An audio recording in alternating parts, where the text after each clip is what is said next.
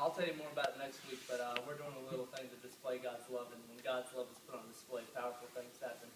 But to get into it, what I really feel like God's been speaking to me is, not just go along for the ride in society. Like, I call it defensive ministry. Like, oh, I just want to care about myself. I want to not sin. I don't want to do this. I want to play offensive. I want to get into this, wherever I'm at, work, school. I want people to know I have Jesus, and they're going to experience him when I'm around. So one of the stories, I'll tell you two quick ones. One of the things, this was actually at work, Gold's Gym, woo-woo. I was there, and this guy came up to me, and he was asking me, like, hey, man, how does your coworker get her hair so dark? And this was a guy. And I'm just like, I have no idea.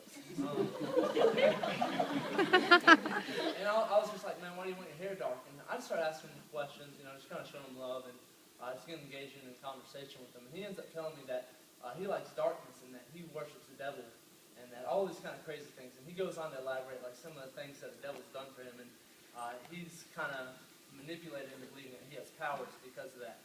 And I go on, I show him love, and I give him a protein shake, whatnot.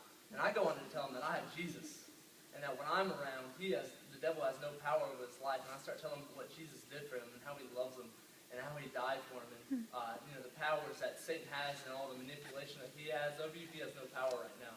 And I end up asking him, like, hey, would you want to, have those powers stripped of you right now? And I didn't really know what he was going to say, but he's like, sure. So I ended up praying with them, and long story short, it was stinking awesome.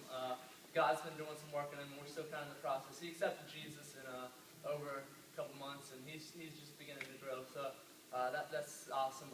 Another quick story. I believe that being meek, I heard an analogy I really like. I'll share it with you. Being meek is like a stallion when it is like captured, and like, I hate the word captured, but it's kind of like the rider controls its power. There's times where meekness is, you're kind of walking along, playing the back seat. But there's times when the rider, God, he wants to gallop. He wants to get that horse going fast, and he wants to display power. And I think that's what being meek is. It's like you just submit to the ruler, and you just follow him wherever he's going. One thing that happened, I was at Sandhills, and I was reading my Bible, /napping.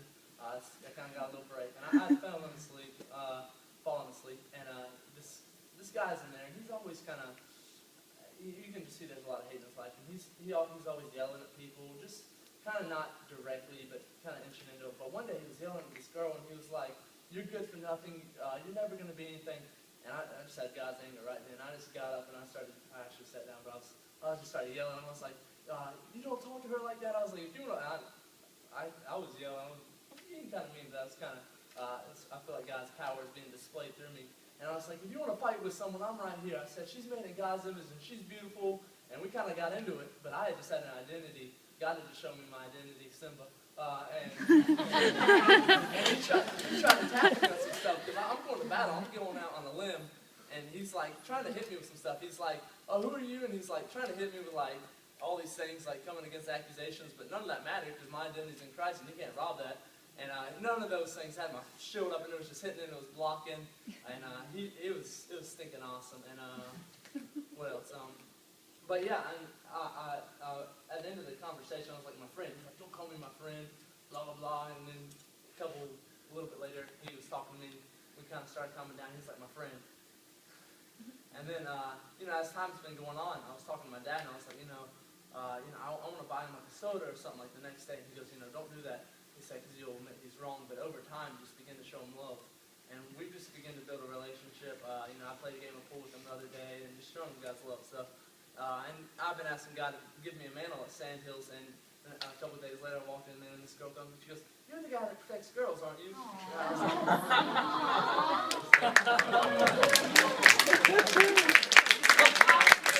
like,